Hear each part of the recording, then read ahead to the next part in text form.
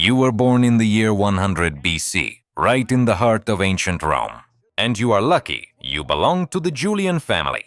This is not just wealth, it is divine status. Your family claims descent from the goddess Venus. In Roman society, you are essentially the Kardashians of ancient politics. Influential, famous, and always in the public eye. But lately, your family has been starting to decline.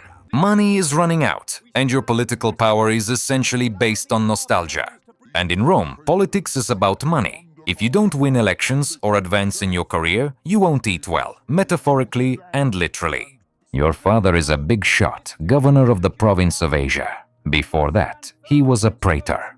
It sounds impressive, but it's like winning silver at the Olympics. It's nice, but everyone asks why you didn't win gold. And in Rome, gold signifies the consulate. For generations, your family has strived to attain this highest position, but no one has succeeded. You have to change this. You grew up listening to legends about your ancestors, heroes, commanders, politicians, all of it. And somewhere deep down, you decided, yes, I'll be that guy, the one who brings the JULIUS back into the spotlight. It's a huge goal, of course, but you have ambition. And more importantly, you have rich parents. They give you the best classical Roman education money can buy, and it's not cheap. While other Roman children are chasing rats or working in the fields, you are studying philosophy and rehearsing speeches. Because in Rome, words can kill as quickly as weapons, and you'll need both. Then it happens. You get the news. Your father has died. You are 15 years old. And just like that, your patron, protector, and greatest safety net has disappeared. But don't panic.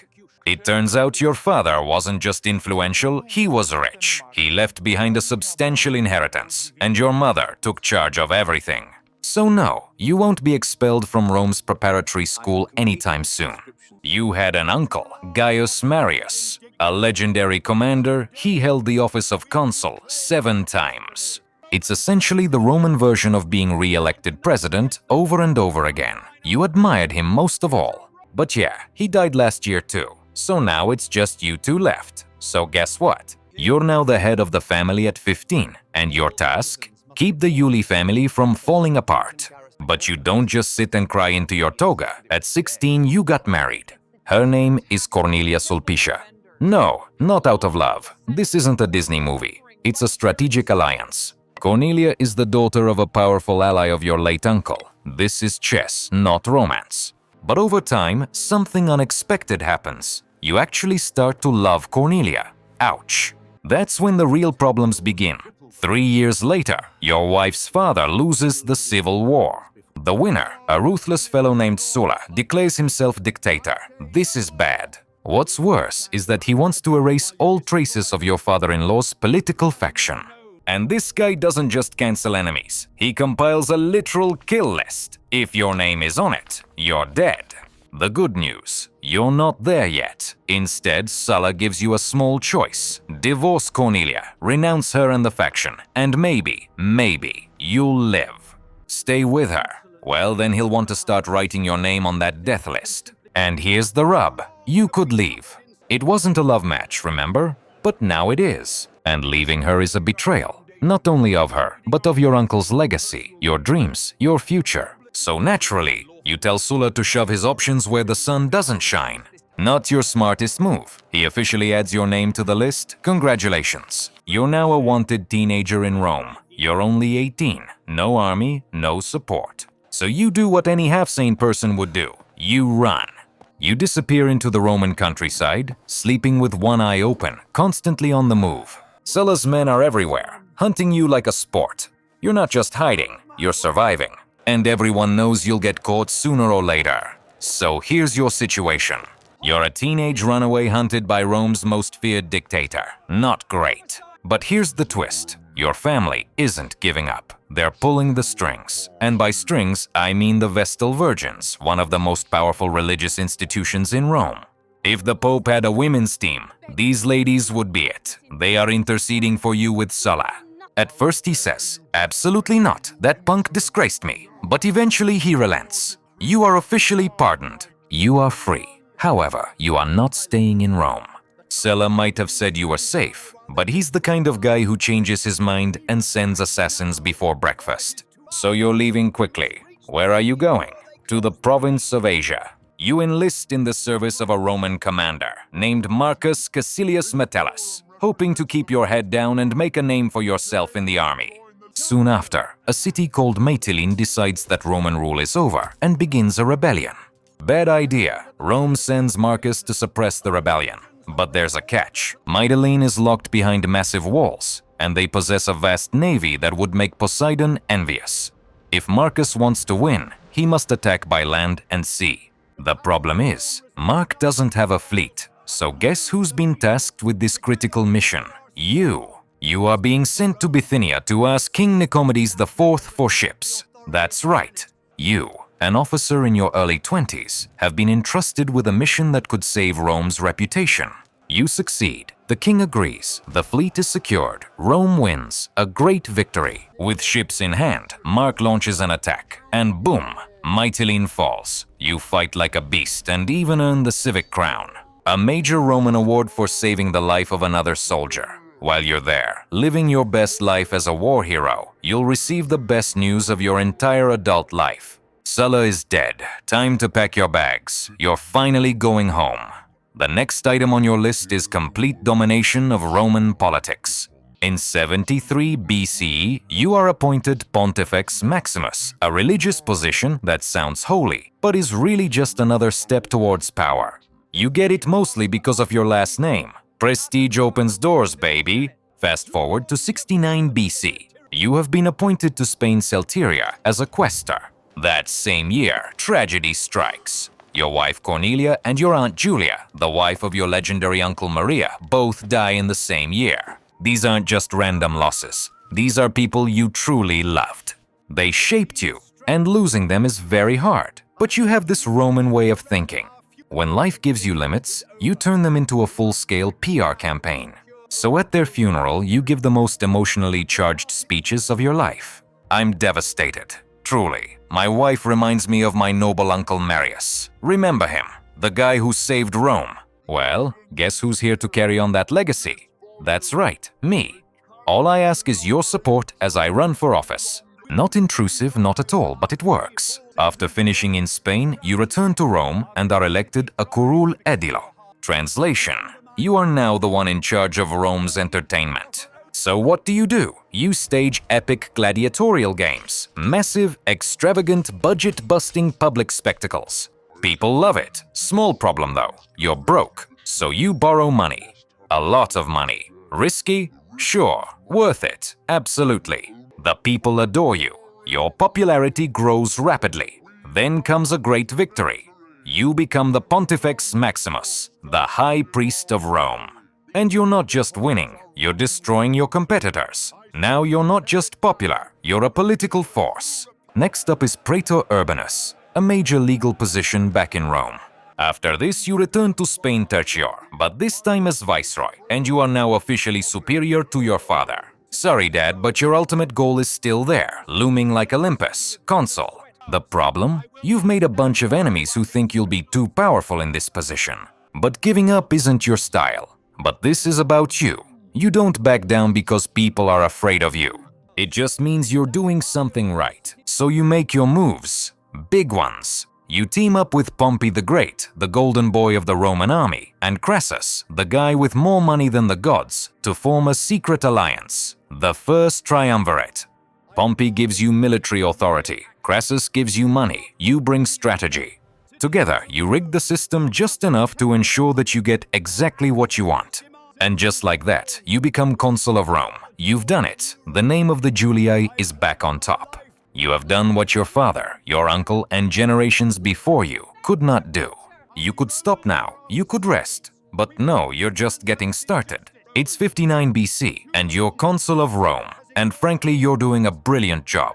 You use your power to help your guys in the First Triumvirate, Crassus and Pompey. Everyone gets what they want, like at a political buffet. In return, you receive a real prize: proconsular command over Cisalpine Gaul, Transalpine Gaul, and Illyricum. Translation: massive resource-rich regions just waiting for someone ambitious to come and take them. So in 58 BC, you finish your stay in Rome, say a polite farewell, and leave with 4 legions. It's time to turn Gaul into your personal empire. The first thing you need to do is defeat the few Germanic tribes sniffing at your territory. Consider this point accomplished. Then, from 58 to 51 BC, you operate at full capacity. You crush the Gauls. Tribe after tribe. Bored. You invade new lands. Why? Because you can. You even build a bridge over the damned Rhine River just to prove your point. Boats? That's for amateurs. You are Caesar. By 50 BC, you have turned Gaul into a Roman province, become richer than ever, and gained something far more dangerous than gold: loyalty. Your soldiers adore you. The Roman people adore you. You are a rock star general with wealth, territory, and soldiers who die for you. And this horrifies the Senate. They're sending you a love letter. Hello, Caesar. How about disbanding your army and going home? Nice try. You know perfectly well what will happen as soon as you show up in Rome with your legions. Your enemies will tear you apart like lions on a pole. So you politely decline. Rome doesn't like it. You are given 2 choices: surrender to the army or be branded an enemy of the state. Your answer is essentially, catch me if you can. And so Rome declares war on you. To make things even more spicy, guess who was appointed commander of the army sent to stop you? Pompey, your old friend from the first triumvirate. Remember when the 3 of you were inseparable? Yeah, that's over. Crassus died in 53 BC during an unsuccessful military demonstration. So now you 2 are left in a trio. You have an army, fame, money, people. So what does Pompey do? He panics. He runs straight into the arms of your enemies in the Senate, like an annoying ex. He thinks, better to get rid of Caesar before Caesar gets rid of me. The classic betrayal plot is unlocked. It's 49 BC, and you're tired of it. You take your army and cross the Rubicon River, a move so bold that it essentially slaps Rome in the face. This is an open declaration of war. There is no turning back. You storm into Rome so quickly that Pompey and his army panic. They don't even try to fight. They simply abandon Rome and flee to Greece to regroup. A cowardly move? Perhaps. A smart one, perhaps. But you don't give him a break. You pursue him across the sea straight to Greece, where the 2 of you clash at the Battle of Pharsalus. Pompey has more troops, more cavalry, but you have experience, strategy, and that eerie level of confidence that says, I already know I'm going to win. You destroy him. Pompey flees again, this time to Egypt, probably hoping to hide behind the royal family. But you don't stop. You follow quickly. When you arrive, the Egyptians, thinking they're doing you a favor, give you a gift: Pompey's head. You look at it, and suddenly this war no longer seems like a game. Say what you will about your rivalry, but Pompey was once your friend, your ally, the man with whom you built an empire. You can't hold back your tears. That's what power is. It breaks bonds. It leaves you alone. But you don't stop. You return to Rome and crush the last enemies one by one until there is no one left. The civil war is over and you are the last survivor. The year is 46 BC and the Senate appoints you dictator for 10 years. Not bad, but you're Caesar. And not bad isn't good enough for you. By 44 BC, you'd forced them.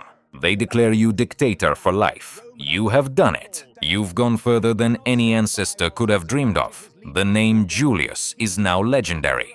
You could retire, have parties, relax. But no, now it's time to enjoy the empire you've built. You reward your supporters by filling the Senate with your people, increasing it from 600 to 900 seats. This isn't politics. This is empire building. You reward your veterans with land. You reduce debt. You lower taxes. You make life easier for ordinary Romans. And guess what? They love you for it. But not everyone is smiling.